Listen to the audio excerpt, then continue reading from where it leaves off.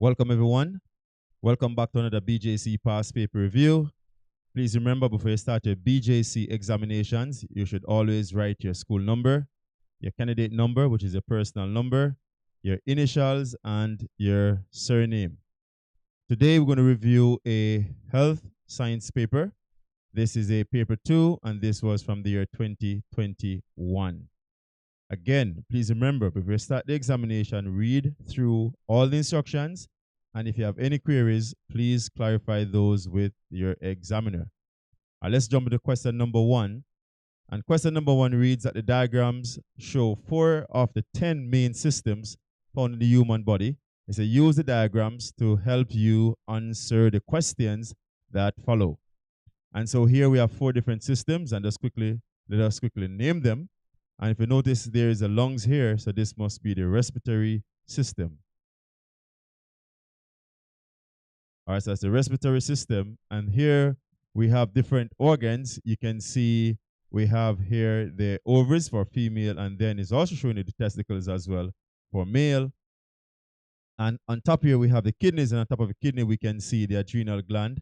So here we're going to represent this as the endocrine system. All right, so that's the endocrine system. And on this diagram, which is diagram R, you notice you see the esophagus, the stomach, the intestines. So definitely this will be the digestive system. All right, and for the last diagram, diagram S, you notice you can see the kidneys. You also see the ureter, the urinary bladder. And so this is the excretory system, otherwise called the urinary system.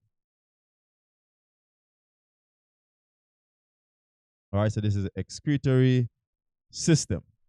All right, so those are the 4 systems that are displayed here. Now for part A of this question, it's how is a system formed? And just to kind of remind you how the body actually organizes is that it starts from cells first, and then cells will go into tissues, and then tissues make organ, and organs come together to form a system. So how a system forms is actually organs, just write as organs coming together or working together. So coming together, all right, or working together.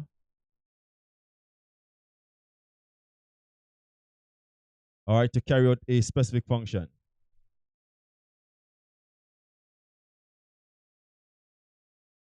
All right, so that's what is a system. So once organs come together to carry out a specific function, it is known as a system.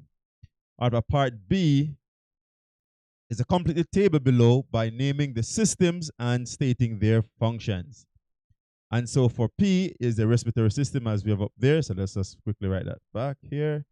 Respiratory system. And the function for the respiratory system is really to supply the body or with oxygen, or supply the blood with oxygen. All right, to supply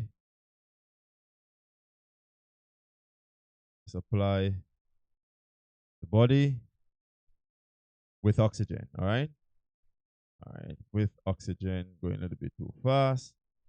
All right, yeah, so that's the function there for the respiratory system. Now the endocrine system, the function for the endocrine system is really to produce hormones. So they produce hormones, and the hormones are used to control different functions in the body, right? So they produce hormones to control different functions within the body. All right, so next system here is R, and let's go back where R is. R is the digestive system, and so let's put digestive right here. Matter of fact, it breaks down food, so that's also a good clue what the system is. All right, for part C of this question, is what is the function of the organ labeled X in system S? So in system S, the X is the kidney. And so let's talk about the function of the kidney. All right, so the function of the kidney is really to filter waste. So this is to filter waste from the blood. All right, or to remove waste, to filter or remove waste from the blood. All right, so I'm going to put remove as well. So the filter / remove waste from the blood. All right, now we said if organ X malfunctions, what would be the desired treatment for the patient? And again, if the kidneys are not working, the blood needs to be filtered. And so the treatment for this is actually the dialysis. All right, so dialysis is the treatment that they're going to use. So you put the person onto a dialysis machine and will filter the blood just the way the kidneys would work.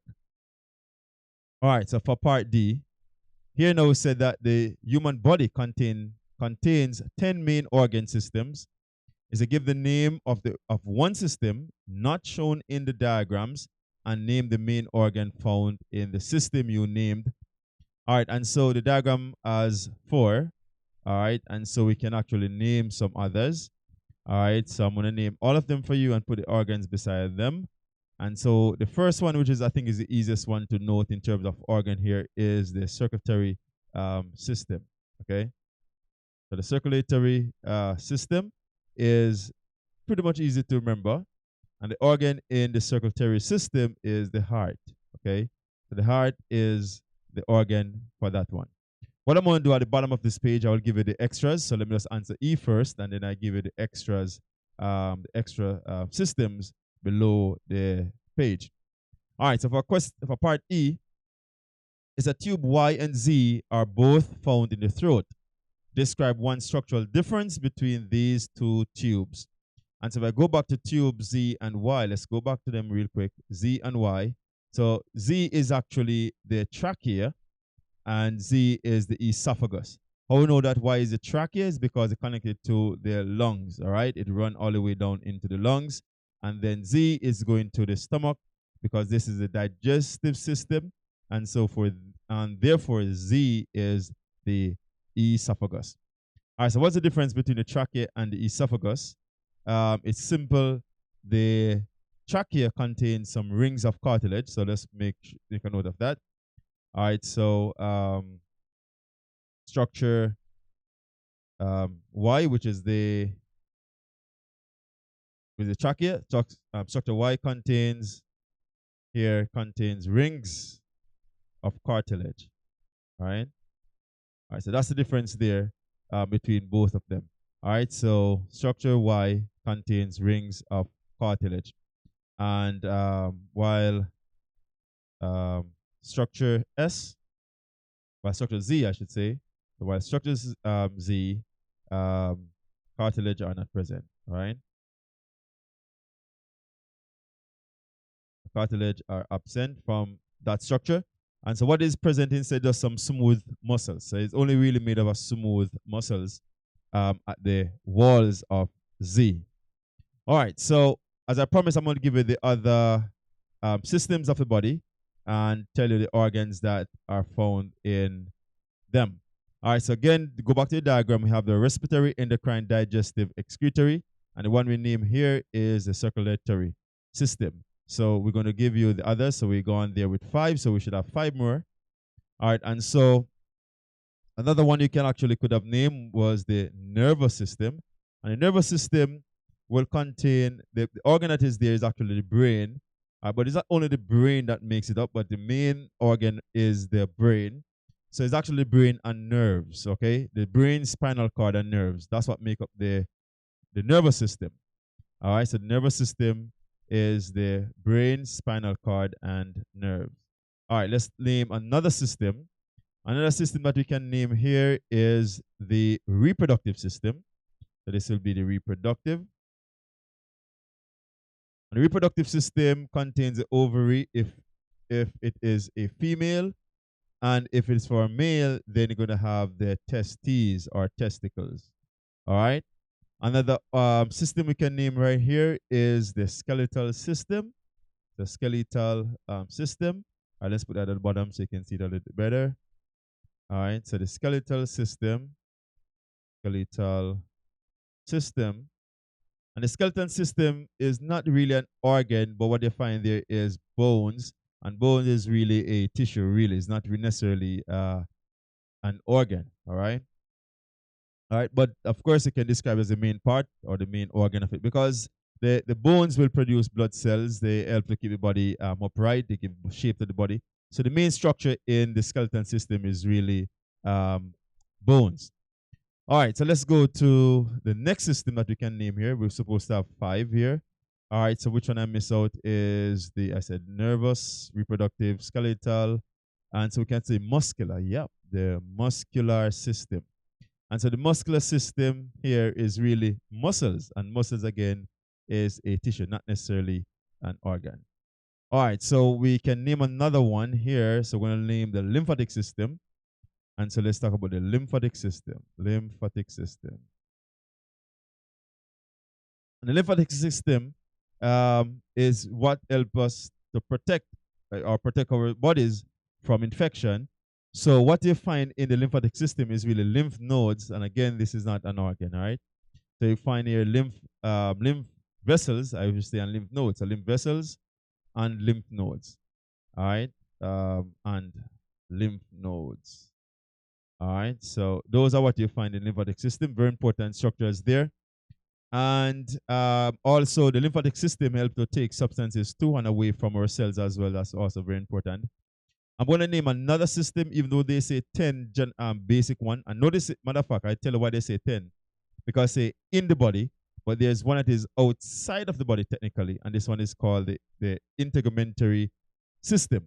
And so this one is outside. So I'm also put it in stars. Just asterisk this one.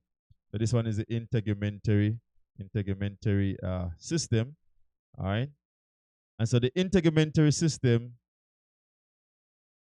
is really made up of the skin. Okay. So here you find the skin that is generally the general part of the integumentary system is actually skin. All right. So those are actually the systems of the body. All right. The integumentary is really on the outside. The others are really inside or internal. All right. For question number 2. For question number 2 here said that the diagram shows a model of the human respiratory system. And if you look at this apparatus, you notice you see a masking tape that is holding this piece of equipment or apparatus with his name A, and is actually a straw. And then you have B, and then you have C. All right, and then you have a rubber balloon here. All right, and then you have balloon, which is C, and you have a plastic cup, a rubber band, and then the arrow pulling down on that. Right, so pulling down on that. So here it said name the parts of the respiratory system represented by A, B, C, and D. I'd actually could put them on the diagram, but we can also put them here as well. All right, so A, but in the exam, I put them on the lines. I'm saying for me, I could label them on the diagram so it'd be easier for you to actually see. So I could do that real quick. I'm going to label it on the diagram itself. So A, B, C, and D.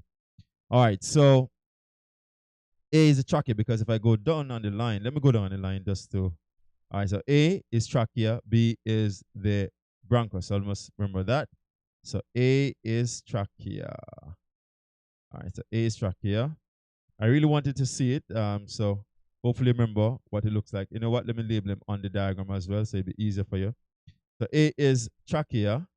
All right, so you can see it as I do it. And B is pointing to one of these branch structure. So it's going to call it a bronchus. Both of them are called bronchi. So this is a bronchus. And C, you know, will be the lungs. All right, so this is the lungs. All right, so we have the lungs here. All right, and D represent what they call a diaphragm. All right, so D is the diaphragm. All right, and just a point to note that the bottle here represents the rib cage, right? I must not label that. They didn't ask for that, but it's good for you to also know. So this is a rib cage. The bottle itself represents the rib cage. All right, so there we go. So those are the structures that we have there. Again, A is a trachea. B is the bronchus. All right, I must put it in here again. All right, and C is the lungs, while D is the diaphragm. All right. All right, so there we go. All right, that's the diaphragm. Okay, good. So what happens to the two balloons when D is pulled downwards? So we pull on D downwards, what happens to the balloon? So just as your diaphragm works in the body, going down, air will suck into the balloons and they become inflated. So as you pull down on D, air will enter into the balloon and then they will become what? Inflated. So I'm going to say that they inflate, okay? They inflate. All right? Or in other words, let's put this in bracket, or they can say filled with air. All right, so either say they're inflated or they become inflated or they become filled with air. All right, so for part 2 of B, is that what process in breathing is represented when the structure D is pulled downwards. And just like the diaphragm, when they pull downwards, we say air rush in, and so that must be inhalation. So this is inhalation. That's the process that takes place there. You're breathing in. For part C, is that the process of respiration takes place in the human respiratory system. Define respiration. All right, and this part here, now, what most people confuse respiration for to be breathing. They're actually two different things. Breathing is inhaling and exhaling, but respiration is a total different process. You have to breathe for us to respire. That's normally typically what happens. We're taking air so we can respire effectively. Without air, then we're going to have a little difficulty in respiring. And so breathing is linked to respiration. But respiration now is the release or production. You can say the release or production of energy from food. All right, so from food. And this is generally in the cells by the mitochondria, right? So in the cells or within the mitochondria of the cell. So the mitochondria of the cell, that's where respiration takes place, all right? Just to make a note of that. For part D, it said name one waste product of respiration. There are two waste products of respiration. The one that I know you remember it quite easy is carbon dioxide, because carbon dioxide is the gas that we actually release. So carbon dioxide is the gas that we release. And then I make a mistake right here. All right, so let me just take that out. All right. Oh, come on. All right, great. All right, so carbon dioxide, or let me just put the other option there, or water. So you can list any of these two, right? So carbon dioxide or water. Now for part E, it said the human lungs contains millions of tiny air sac-like structures called the alveoli. What is the function of the alveoli? And the alveoli is really for gaseous exchange. Okay, so for gaseous exchange. All right, which means that it will take gas from the blood and put another gas into the lungs. Specifically, it takes out carbon dioxide from the blood, all right, and then puts and substitute that with oxygen. So it takes from the blood carbon dioxide and put in oxygen instead. So the exchange between oxygen and carbon dioxide. All right, and of course, at the alveoli is when the deoxygenated blood will convert to oxygenated blood. All right, for question number 3 here, so the diagram shows the internal structure of a tooth. All right, so we have some structures here. Let us quickly name them before we actually jump into the question. So at least when we go into the question, it'll be easier for us. So the outermost part, or the hard part of the teeth here is called the enamel. All right, so that's the enamel right there. And then Q represents the dentine. All right, and then we have the R now, which is the inner section, the inner core of the tooth, that is actually called the pulp.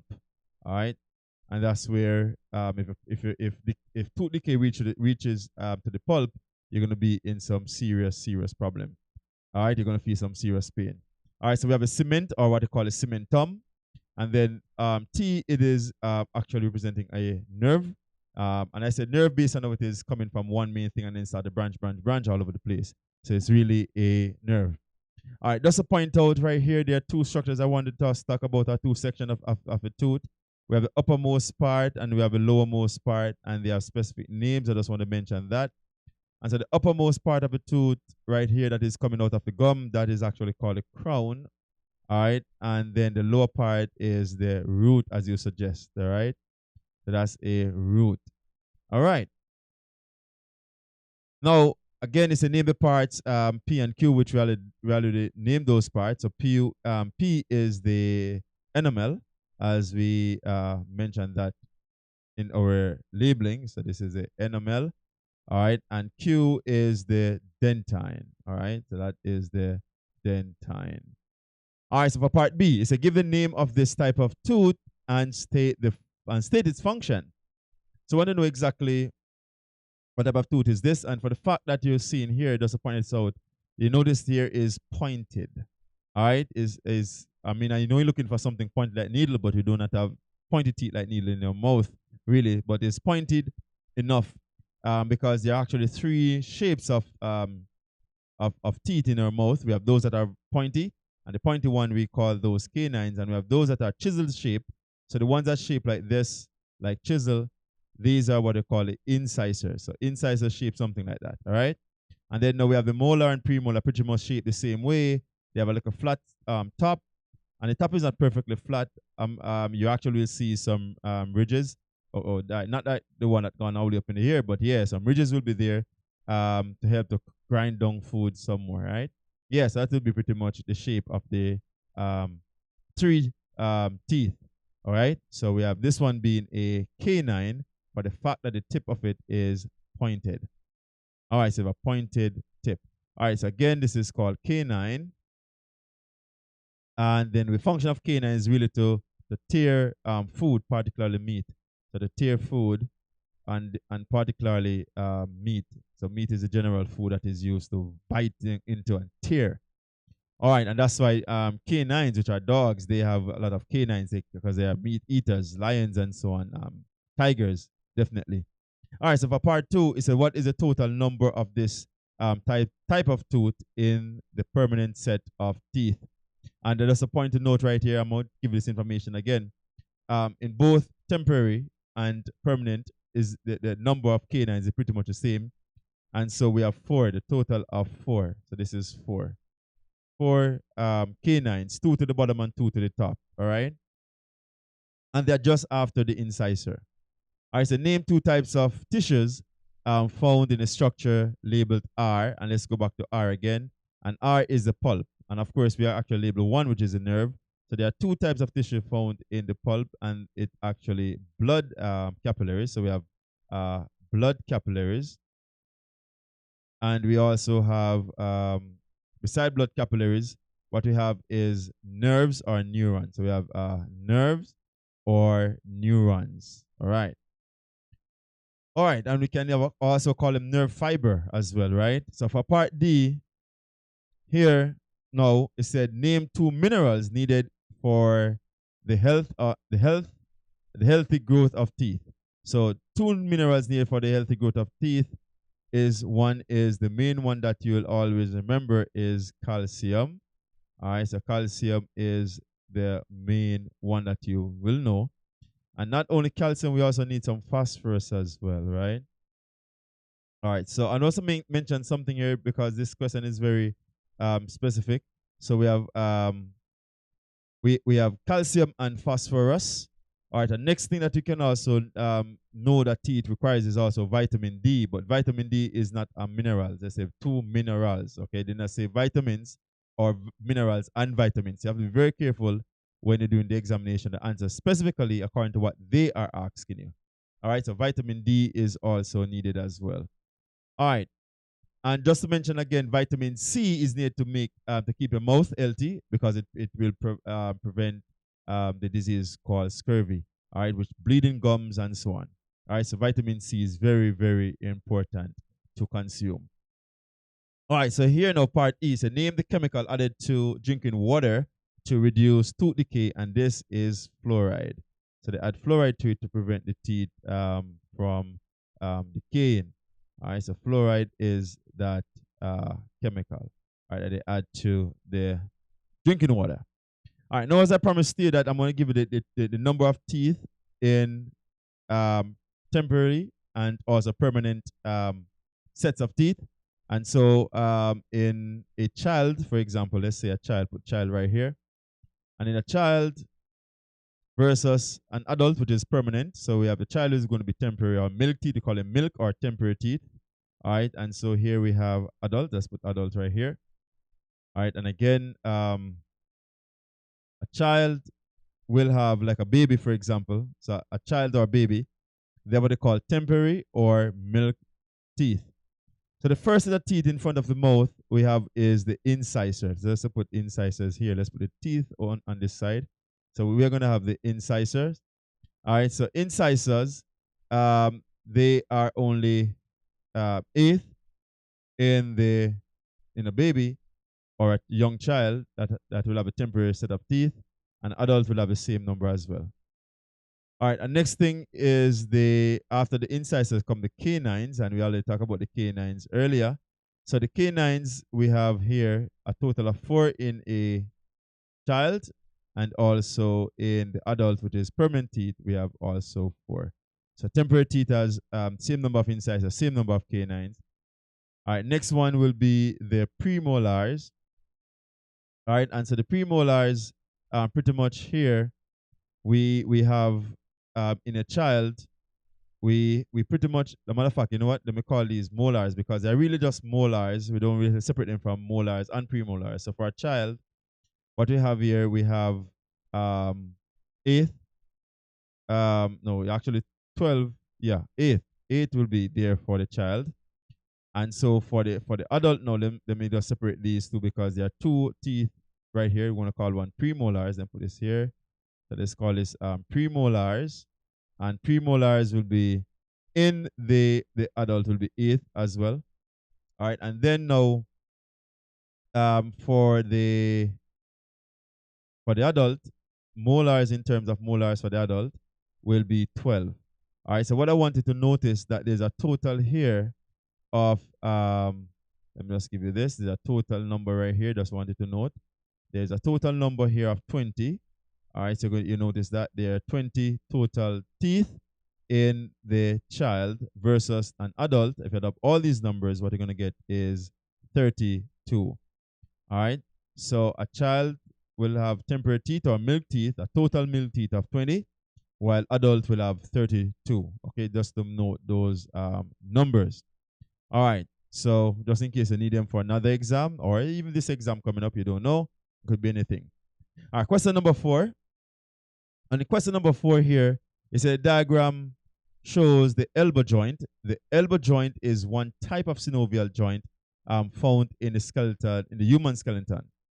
All right, and so you notice they label A and B are muscles. We have the humerus, which is a bone. All right, we have we have the tendon right here. We have cartilage. We have the synovial fluid, and we have the radius and the ulna. All right, here it asks what is a synovial joint. And a synovial joint, the easy way to kind of define it, or the best possible way I think I could actually say it so you could understand it, is that it is a fluid. So it is a fluid filled. So it is filled with fluid, a fluid filled joint where bones meet. So let's say where bones meet and cause movement, right? Right, and cause movement. All right, so that's what a synovial joint is. So it's a fluid-filled joint, and that's why you have synovial fluid. And the fluid that I'm talking about here is synovial fluid. I didn't want to use the word synovial back in my definition here, but it's a fluid-filled joint where bones meet and cause movement. And that fluid that I'm talking about is synovial fluid. All right, so for part 2, it's a name the type of synovial fluid joint shown in the diagram and give one other example of where, and give one example, give one other example of where this type of joint is found in the human skeleton. So name the type right here, and the type that is noticed here, or it actually turns, all right, is what we, and the matter of fact, this is actually in the arm, right? And so this is an hinge joint. So this is an hinge joint. So it's an hinge joint. So this is hinge. All right. All right. And it's an example of another place where you can find this, because this is at the elbow. And all we know is at the elbow. Matter of fact, is given in the question. Remember, we talked about it earlier in the question. See, a diagram here shows the elbow joint. So it's an elbow joint. So we're going to name other place where you can find the hinge joint, and we can find hinge joint at the knees. So the knee joint is actually an hinge joint. We also could find this at the ankle as well. All right, so at our ankle we find that, and we can also find them in our fingers and toes. That's why you can move your fingers and toes in one direction, back and forth, right? Only in one direction. So fingers and toes. All right. All right, I look like I miss off the N. All right, fingers and toes. Cool. All right, so for part B, it's a beside bones, the diagram shows 2 types of connective tissues. Which type of connective tissue is being described in the phrases below. So here now it's a join muscles to bone. So what type of connective tissue join muscle to bone? And this one is going to be tendon. So so tendons, they actually join muscle to bone.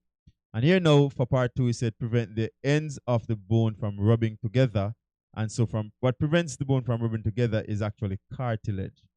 All right, so matter of fact, and that's another thing that define synovial joint, because synovial joint, they will have cartilage, right? All right, they will have cartilage for sure. All right, so part C here is to name another type of connective tissue not shown in the diagram and state its function. So if we go back in the diagram, you notice they actually have cartilage there and they have tendon right here. So these two were shown in the diagram, but there's one that is not shown, which you're actually asking us for, and that one is called ligaments. All right, so the ligament, let's put it here. So the ligament, all right, and the function for that is really to connect bone to bone. So ligaments connect bone to bone, all right? So tendons will connect muscle to bone, but ligaments connect bone to bone, all right? Part D. It's a muscle A and muscle B in the upper arm work together by performing opposite actions to bend and straighten the arm. Give the names of muscle A and muscle B. So if you look at it, muscle A is at the back here and muscle B is at the front. So I always use this to remember it, B before, so that means it's bicep. And the one is at the back now, which is tricep. So B is bicep and A is tricep. All right, so let's quickly label those here. So A again is at the back, so that's they call it tricep. All right, so that's the triceps. And B is in front, which is B4. We call it the biceps. All right. It's a stated term used to describe muscles which produce these types of actions. And when I say these types of action, I'm talking about working opposite to carry out the same action or the same function. And so what word they use here is antagonistic muscles. So they call them antagonistic. Let me sort of, yeah. So antagonistic muscles. Right. So here we go. Antagonistic muscles. All right. Next question. Question number 5. And we have one more question to go after this one. And the question number 5 is a diagram shows a human fetus in the womb. All right. And so again, we have some structures here too. We can actually go ahead and label. Let me see if they actually have them at the bottom here and we can see them all together. Perfect. All right. So it's a name the structures L, M, and N. And so L is the umbilical cord. The umbilical cord. All right. And M now, if you notice right here, this is just a space. So M is what we will call the placenta, because this is connected to this section right here. So it is the placenta. All right, so it's the placenta. And then N now is the cervix. All right, I want to point out something to you real quick before I actually move on. This structure here, this one in white, all right, actually is something there. And this structure that is surrounded the fetus. So the structure surrounding the fetus is called the amniotic fluid. Okay, so this is the amniotic fluid. Let's put it right here. Right. This is amniotic fluid, and it is surrounding the fetus. And in the amniotic fluid is found in a sac called the amniotic sac.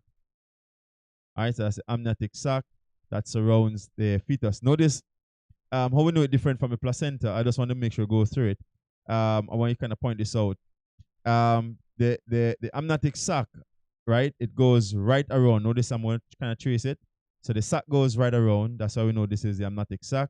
I know sometimes it can be mistaken for the placenta, but it's not the placenta because it goes right around. So it's the sac. However, the placenta is this darker portion right here, all right, that is responsible now to supply the fetus with the various nutrients and needed substances. All right, so let's go back now to the next part of the question to quickly answer this. And it said, oh, is the fetus protected in the womb? And the fetus protected more than one ways. In terms of physical protection, yes, they have a specific way for that. and also from diseases and so on. There's another way for that. So I want to mention the physical way first. All right, and so um, the amniotic sac is filled with a fluid to absorb shock. All right, and I can just say the amniotic sac or amniotic fluid absorbs shock. All right, since I talked about it already. All right, so the amniotic sac, the amniotic, the amniotic sac is filled with amniotic fluid. All right, amniotic fluid that absorb shock. All right, and so it absorbs shock. So if in case if the mother have a sudden jerk or may fell, God forbid, then the child is cushioned in a certain way. All right, to a certain degree, a matter of fact, because if she cannot fall too hard or deliberately hurting herself, then she need to be protected and cared for.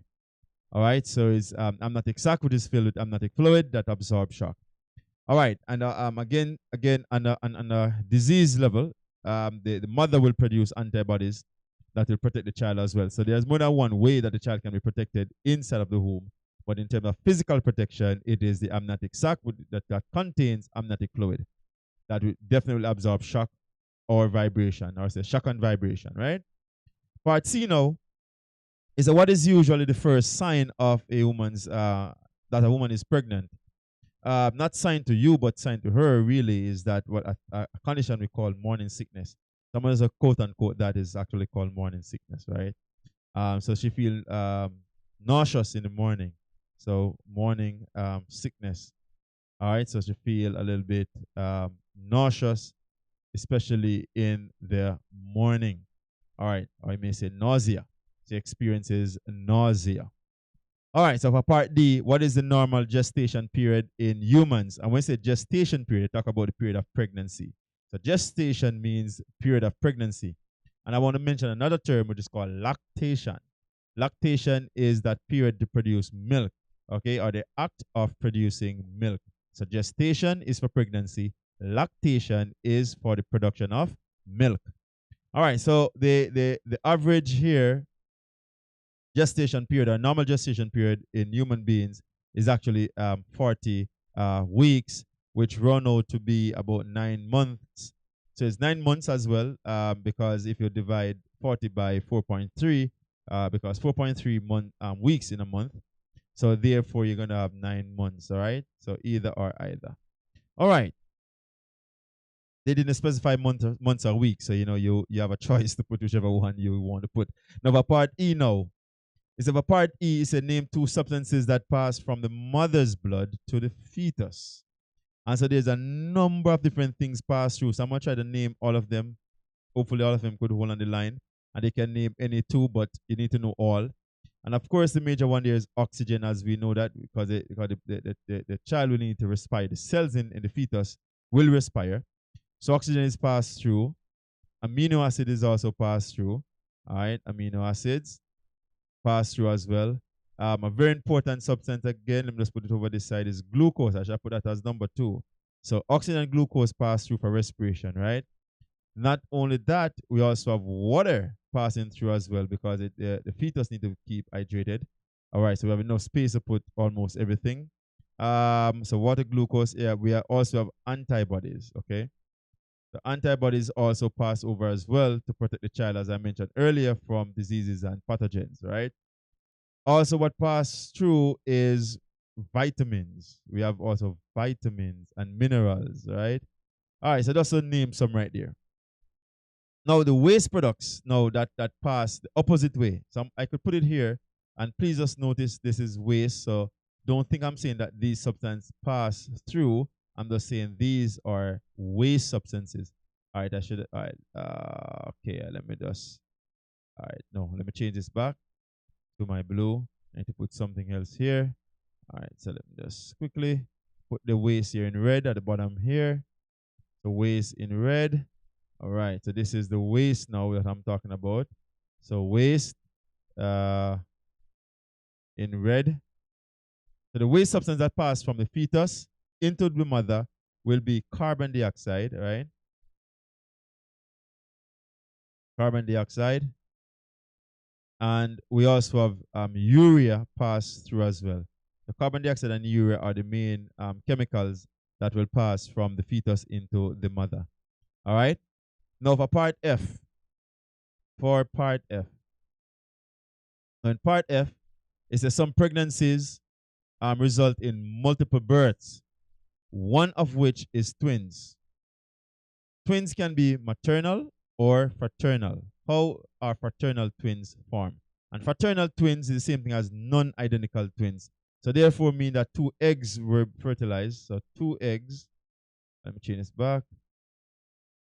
So here we're going to say two eggs were fertilized.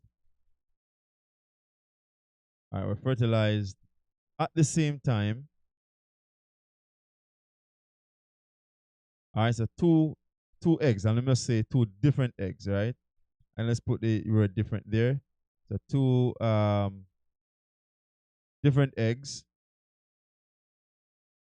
were fertilized at the same time. All right, so that's very important there. And that's why fraternal twins, they can be same gender or different gender. Okay, but two different eggs fertilized at the same time, that gives fraternal twin. All right, and maternal twin now is the identical twin, and identical twin is really one egg fertilized and then end up splitting into two different zygote. All right, for G, it said that the third stage of labor is when the afterbirth is released. Name one structure which makes up the afterbirth, and the main structure that makes up the afterbirth is the placenta. All right, so the placenta is the main structure that actually make up the afterbirth. All right, last question, and we finished. All right, it's a diagram represents the parts of the human brain. Here we have three major parts. So this part here, let me see if it actually asks us to label. That generally asks us to. All right, so we can label it because we can see everything here. So Q is the cerebrum. All right, so cerebrum. That's what Q is. And R is the cerebellum. I almost said medulla oblongata. So R is the back right there. So this is the cerebellum. All right. The cerebellum. And S now is the medulla oblongata, otherwise called the brain stem. All right.